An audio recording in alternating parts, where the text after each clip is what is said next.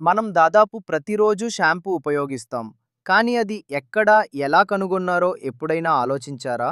మీ షవర్లో ఉండే నురుగుగా ఉండే సువాసన గల ద్రవం ఊహించని చరిత్రను కలిగి ఉంది.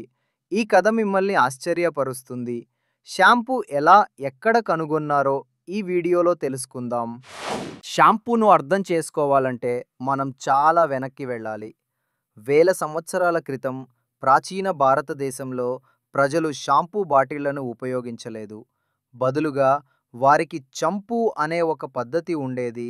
దీని నుండే షాంపూ అనే పదం వచ్చింది. సంస్కృత పదం చంపు అంటే ఒత్తిడి చేయడం లేదా మర్దన చేయడం.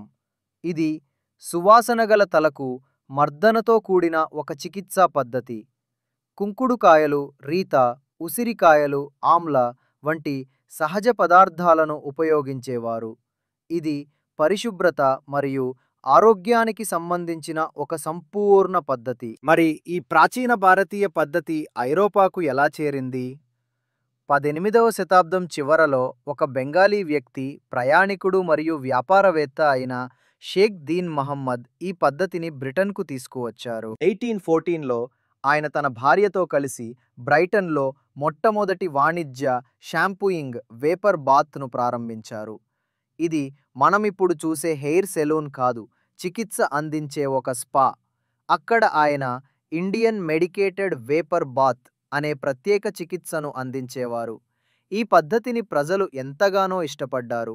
మహమ్మద్కు కింగ్ జార్జ్ IV మరియు కింగ్ విలియం IVలకు షాంపూ సర్జన్గా కూడా పేరు వచ్చింది. షాంపూ అనే పదం అప్పటికే ఇంగ్లీష్ భాషలో ఉన్నప్పటికీ అది ఇప్పటికీ తలకు మర్దన చేయడం అనే అర్థాన్నే సూచించేది.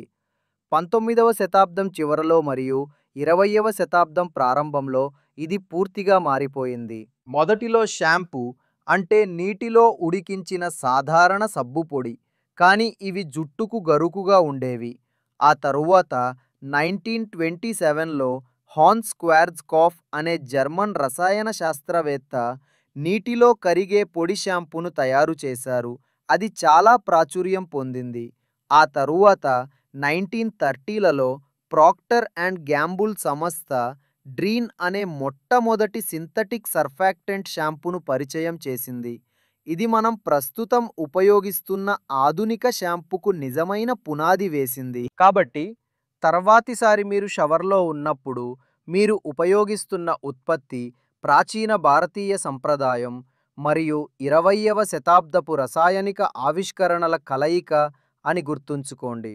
ఒక చికిత్సా పద్ధతిగా మొదలై నేడు ఒక రోజువారీ అలవాటుగా మారిన షాంపూ ప్రయాణం చాలా ఆసక్తికరమైనది.